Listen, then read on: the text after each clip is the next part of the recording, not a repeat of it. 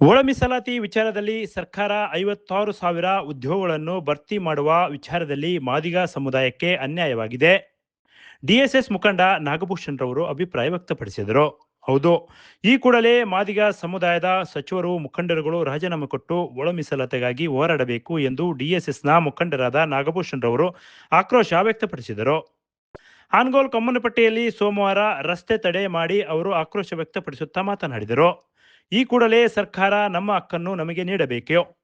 ಒಳ ಮೀಸಲಾತಿ ನೀಡದಿದ್ದಲ್ಲಿ ನಮ್ಮ ಸಮುದಾಯದ ಸಚಿವರುಗಳು ಮುಖಂಡರುಗಳು ರಾಜೀನಾಮೆ ನೀಡಿ ಹೋರಾಟಕ್ಕೆ ಇಳಿಯಬೇಕು ಎಂದು ಆಕ್ರೋಶ ವ್ಯಕ್ತಪಡಿಸಿದರು.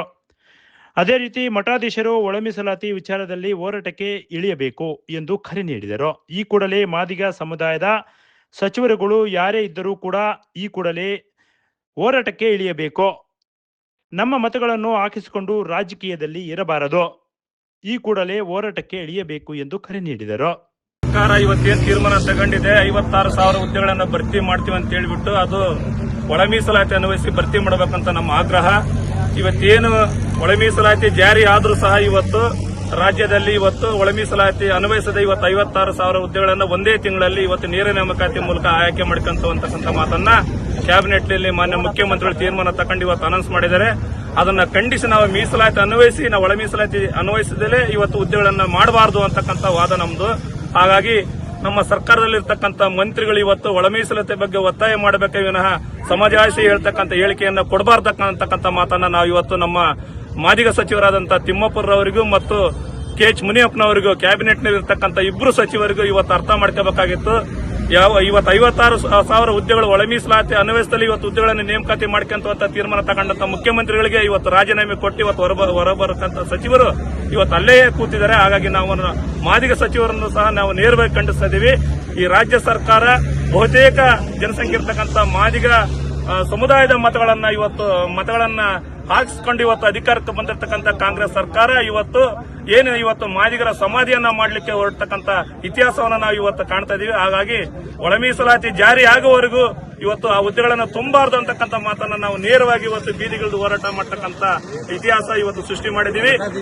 ನಿರಂತರವಾಗಿ ಸಹ ನಾವು ಹೋರಾಟಗಳನ್ನ ನಾವು ಮುಂದುವರಿಸ್ತಾ ಇದೀವಿ. ನಾಳೆ ಬುಧವಾರನೂ ಹೋರಾಟ ಇದೆ, ಮತ್ತೆ ಶುಕ್ರವಾರನೂ ಹೋರಾಟ ಇದೆ. ನಮ್ಮ ಹೋರಾಟ ಒಳ ಮೀಸಲಾತಿ ಜಾರಿ ಆಗುವವರು ಸಹ ಹೋರಾಟ ಮಾಡ್ತೀವಿ. ನಾನು ಇನ್ನೊಂದು ಹೇಳೋದಂದ್ರೆ ನಮ್ಮ ಮಾದಿಗ ಸಮುದಾಯದ ಮಠಾಧೀಶರು ಸಹ ಬೀದಿಗಿಳಿದು ಹೋರಾಟ ಮಾಡತಕ್ಕಂತ ಒಂದು ಶಕ್ತಿ ಅವರಲ್ಲಿ ಬರಬೇಕಂತಕ್ಕಂಥ ಮಾತನ್ನ ಈ ಸಂದರ್ಭದಲ್ಲಿ ಮಠಾಧೀಶರು ಸಹ ನಾವು ಮನವಿ ಮಾಡ್ತೀವಿ. ಮಠಾಧೀಶರು ಸಹ ಮೌನ ವಹಿಸಿರೋದು ಯಾಕೆ ನಮಗೆ ಕಾರಣ ಗೊತ್ತಾಗ್ತಿಲ್ಲ. ಮಠಾಧೀಶರು ಸಹ ಒಳ ಮೀಸಲಾತಿ ಪರವಾಗಿ, ಮಾದಿಗ ಸಮುದಾಯದ ಒಳ ಮೀಸಲಾತಿ ಪರವಾಗಿ ಧ್ವನಿ ಎತ್ತಬೇಕು. ಕೂಡಲೇ ನಮ್ಮ ಒಳ ಮೀಸಲಾತಿ ಈ ಸರ್ಕಾರದಲ್ಲಿ ಜಾರಿ ಆಗಲಿ ಅಂದ್ರೆ ನಮ್ಮ ಸಚಿವರು ಮುನಿಯಪ್ಪನವರು, ತಿಮ್ಮಾಪುರವರು, ನಿಗಮ ಮಂಡಳಿ ಅಧ್ಯಕ್ಷರು ಮತ್ತೆ ನಮ್ಮ ಮಾದಿಗ ಸಮುದಾಯದ ಎಲ್ಲಾ ಎಂಎಲ್ಎಗಳು ಸಹ ರಾಜೀನಾಮೆ ಕೊಟ್ಟು ಈ ಸರ್ಕಾರದಿಂದ ಹೊರಗೆ ಬರ್ಬೇಕಂತೇಳಿ ನೇರವಾಗಿ ಅವ್ರಿಗೆ ನಾವು ಹೋರಾಟಗಾರರು ಮನವಿ ಮಾಡ್ತೀವಿ. ಒಳ ಮೀಸಲಾತಿ ಜಾರಿ ಆಗುವವರೆಗೂ ಸಹ ನಮ್ಮ ಹೋರಾಟ ಇದೇ ರೀತಿಯಲ್ಲಿ ಮುಂದುವರಿತೈತೆ. ಇದೇ ಸಂದರ್ಭದಲ್ಲಿ ಮುಖಂಡರಾದ ಕರಿಬಸಪ್ಪ ಮಾತನಾಡಿ, ನಾಗಮೋಹನ್ ದಾಸ್ ವರದಿ ಮತ್ತು ನ್ಯಾಯಮೂರ್ತಿ ಸದಾಶಿವ ಆಯೋಗವನ್ನು ಬೇಕಾಬಿಟ್ಟಿ ಮಾಡಿಸಿಕೊಂಡು ಸುಪ್ರೀಂ ಕೋರ್ಟಿನ ತೀರ್ಪನ್ನು ಧಿಕ್ಕರಿಸುತ್ತಿದ್ದಾರೆ. ಈ ಕೂಡಲೇ ಮಾದಿಗ ಸಮುದಾಯದ ಒಳ ಮೀಸಲಾತಿಯನ್ನು ಜಾರಿ ಮಾಡದಿದ್ದಲ್ಲಿ ಉಗ್ರ ಹೋರಾಟಕ್ಕೆ ಇಳಿಯಬೇಕಾಗುತ್ತದೆ ಎಂದು ಎಚ್ಚರಿಸಿದರು. ಮುಖ್ಯಮಂತ್ರಿಗಳು ಮಾದಿಗ ಸಮುದಾಯವನ್ನು ಪರಿಗಣಿಸಬೇಕು ಎಂದು ಕಾಂಗ್ರೆಸ್ ಪಕ್ಷದ ವಿರುದ್ಧ ತರಾಟೆಗೆ ತೆಗೆದುಕೊಂಡರು. ಮಾದಿಗ ಸಮುದಾಯದವರು ಯಾವುದೇ ಪಕ್ಷ ಭೇದ ತೋರಿಸುತ್ತಲ್ಲ, ನಮ್ಮ ಹಕ್ಕನ್ನು ನಮಗೆ ಕೊಡಿ ಸ್ವಾಮಿ, ಇಲ್ಲದಿದ್ದಲ್ಲಿ ಮುಂದಿನ ದಿನಗಳಲ್ಲಿ ಮಾದಿಗ ಸಮುದಾಯದವರು ನಿಮಗೆ ತಕ್ಕ ಪಾಠ ಕಲಿಸುತ್ತಾರೆ ಎಂದು ಎಚ್ಚರಿಸಿದರು.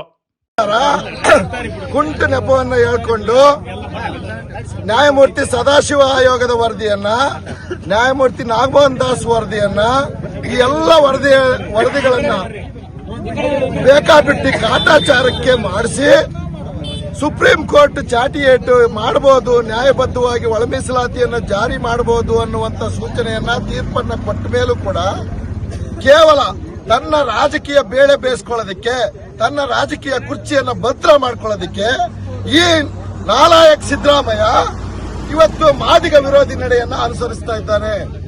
ಯಾಕೆ ರಾಜ್ಯಪಾಲರು ಸಹಿ ಮಾಡಿಲ್ಲ, ನಾವು ಎರಡೂ ಸದನಗಳಲ್ಲಿ ಮಂಡನೆ ಮಾಡಿ ಆ ಬಿಲ್ ಅನ್ನ ಕಳಿಸಿಕೊಟ್ಟಿದೀವಿ. ರಾಜ್ಯಪಾಲರು ಬಿಜೆಪಿ ನೇತೃತ್ವದ ಸರ್ಕಾರ ಮಾದಿಗರ ವಿರೋಧಿ ಅಂತ ಬಿಂಬಿಸಿತು. ಆದ್ರೆ ನಾವು ಯಾವ ಪಕ್ಷದ ಪರವೂ ಕೂಡ ಅಲ್ಲ. ಮಾದಿಗರು ನಮ್ಮ ಸಾಮಾಜಿಕ ನ್ಯಾಯದ ಪರವಾಗಿ ನಾವು 101 ಜಾತಿಗೂ ನ್ಯಾಯವನ್ನ ಕೊಡಿ ಅಂತ ಕೇಳ್ತೀವಿ. ನಮ್ಮ ಸಮುದಾಯಕ್ಕೆ ಏನ್ ಬೇಕೋ ಆ ನ್ಯಾಯವನ್ನ ಕೊಡಿ ಅಂತ ಕೇಳ್ತೀವಿ. ರಾಜ್ಯಪಾಲರು ಸಹಿ ಹಾಕಿ ಕಳಿಸಿದ ಮೇಲೆ ಇವತ್ತು ಎಂತ ಕಪಟ ನಾಟಕವನ್ನ ಸಿದ್ದರಾಮಯ್ಯ, ಮಹದೇವಪ್ಪ, ಪ್ರಿಯಾಂಕ್ ಖರ್ಗೆ, ಮಲ್ಲಿಕಾರ್ಜುನ್ ಖರ್ಗೆ ಮತ್ತು ಪರಮೇಶ್ವರ್ ಅವರು ಸೇರ್ಕೊಂಡು ಆಡ್ತಾ ಇದಾರೆ ಅಂದ್ರೆ ನಿರುದ್ಯೋಗಿಗಳಿಗೆ ಉದ್ಯೋಗವನ್ನ ಕೊಡಬೇಕು, ಅದಕ್ಕೆ 50% ಹಿಂದೆ ಹಳೆಯ ಪದ್ಧತಿಯಂತೆ ನಾವು ನೇಮಕ ಮಾಡ್ಕೊಳ್ತೀವಿ ಅಂತ ಕಪಟ ನಾಟಕ ಆಡ್ತಾರೆ. ಮಾದಿಗರಿಗೆ ಕಣ್ಣೊರೆಸುವಂತ ತಂತ್ರವನ್ನ ಮಾಡ್ತಾರೆ. ನಾವು ಈ ಮೂಲಕ ಒತ್ತಾಯ ಮಾಡ್ತೀವಿ. ಮೊಟ್ಟ ಮೊದಲನೇದಾಗಿ ನಾವು ಆಗ್ರಹ ಪಡಿಸ್ತೀವಿ, ನಮ್ಮ ಸಮುದಾಯದ ಮಂತ್ರಿಗಳಾಗಿರ್ತಕ್ಕಂಥ ಆರ್.ಬಿ. ತಿಮ್ಮಾಪುರ್ ಅವರು, ಕೆ.ಎಚ್. ಮುನಿಯಪ್ಪನವರು ಮತ್ತು ಬೋರ್ಡ್ ಚೇರ್ಮನ್ಗಳಾಗಿರ್ತಕ್ಕಂಥ ಮುಂಡ್ರಗಿ ನಾಗರಾಜ್ ಅವರು, ಜಿ.ಎಸ್. ಮಂಜುನಾಥ್ ಅವರು, ಟಿ. ರಘು ಅವರು, ಇವರು ಮೊದಲು ಈ ಸರ್ಕಾರದಿಂದ ಹೊರಗಡೆ ಬರಬೇಕು. ನಿಮಗೆ ಸಾಮಾಜಿಕವಾಗಿ ಸಮುದಾಯ ಬಗ್ಗೆ ಕಳಕಳಿ ಇರೋದಾದ್ರೆ ಮೊದಲು ಹೊರಗಡೆ ಬನ್ನಿ. ಇಂಥ ನಾಲಾಯಕ ಸರ್ಕಾರದ ಜೊತೆ ನೀವು ಕೈ ಜೋಡಿಸಬೇಡ್ರಿ. 30 ವರ್ಷಗಳ ಕಾಲ ತನ್ನ ಪ್ರಾಣವನ್ನ ಕಳ್ಕೊಂಡಿದ್ದಾರೆ ಈ ಸಮುದಾಯದ ಜನ. ನಾವು ಯಾರ ಆಸ್ತಿಯನ್ನು ಕೂಡ ಕೇಳ್ತಾ ಇಲ್ಲ.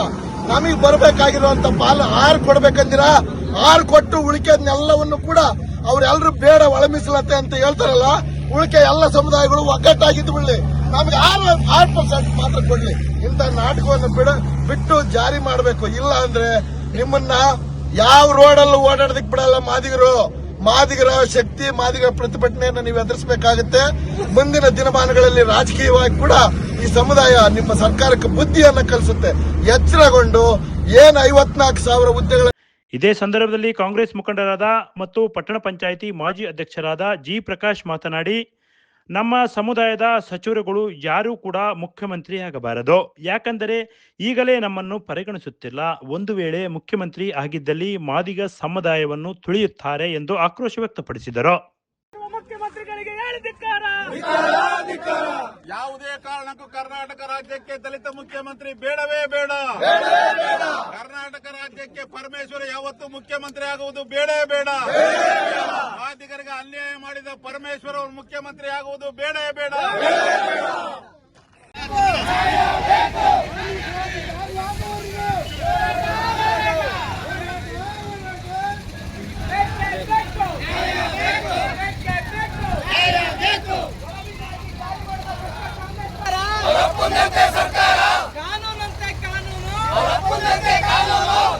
ದಲಿತ ವಿರೋಧಿ ಸಿದ್ದರಾಮಯ್ಯರವರಿಗೆ, ದಲಿತ ವಿರೋಧಿ ಸಿದ್ದರಾಮಯ್ಯರವರಿಗೆ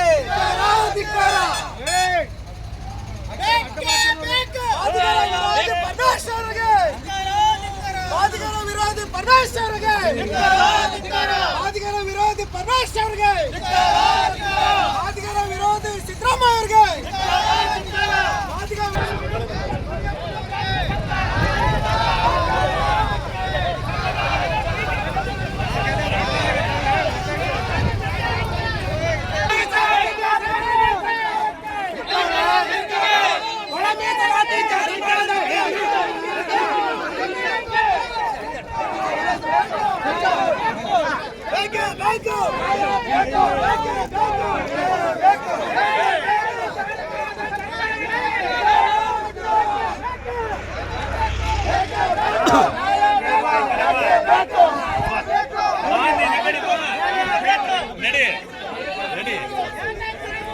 ಈ ಸಂದರ್ಭದಲ್ಲಿ ಮುಖಂಡರಾದ ಕೆರೆಕೊಂಡೊಬ್ರಪ್ಪ ಪರಮೇಶಪ್ಪ, ಯರ್ಜನಹಳ್ಳಿ ನಾಗರಾಜ್, ಪರಮೇಶಿ, ಗಂಗಾಧರ, ಹನುಮಂತ, ಜಿ. ಶ್ರೀನಿವಾಸ ಮೂರ್ತಿ, ದೇವಸಮುದ್ರ, ಚಂದ್ರು, ಬಲರಾಮ್, ನಾಗೇಂದ್ರಪ್ಪ, ವನ್ನೂರ್ ಸ್ವಾಮಿ, ತಿಪ್ಪೇಸ್ವಾಮಿ, ಯರಿಸ್ವಾಮಿ, ಗುರುಮೂರ್ತಿ, ಸಿದ್ಧಾರ್ಥ್, ಹನುಮಂತ, ಚಂದ್ರಣ್ಣ, ಮಲ್ಲಿಕಾರ್ಜುನ್ ಇನ್ನೂ ಹಲವರು ಉಪಸ್ಥಿತರಿದ್ದರು. Bureau report PM Gangadhar, Bharat Vaibhav news, Molakalmuru. Thanks for watching. Read, discuss and debate with editor Dr. Yan Prashant Rao. Wanted reporters in print, digital and visual media for Bharat Vaibhav Daily Newspaper, BV News 5 Channel and BV Fast Web News from all the talukas of Karnataka, Goa and Maharashtra. If interested, send your resume to 9019229369.